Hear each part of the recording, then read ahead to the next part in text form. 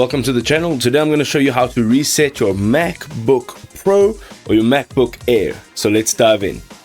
Okay, so we are going to reset your MacBook Pro or your MacBook Air. First of all, if we're dealing with the modern Macs, then it is going to be slightly different to the older Macs. So first, for modern Macs, first of all, you need to access your system settings. Click on Apple menu, system settings, or system preferences on the Monterey.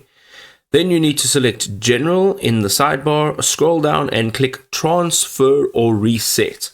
You then need to click on erase all content and settings and enter credentials when prompt. The last thing is a complete setup. So after you've restarted, you will have the setup assistant guide you through your initial configuration. Now, if you are using an older Mac, first of all, you need to back up your data. So use the time machine or manual backup to preserve important files before actually proceeding. You need to hold Command and Option and R immediately after turning on your Mac.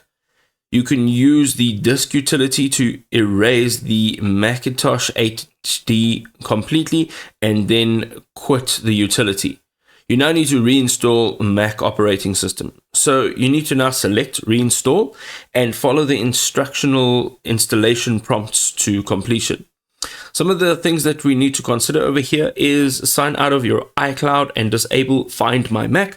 You need to create a complete backup using the time machine, and then also note down software licenses and passwords, and then unpair Bluetooth devices if you are selling your Mac and that's the reason you are resetting. I hope this was helpful.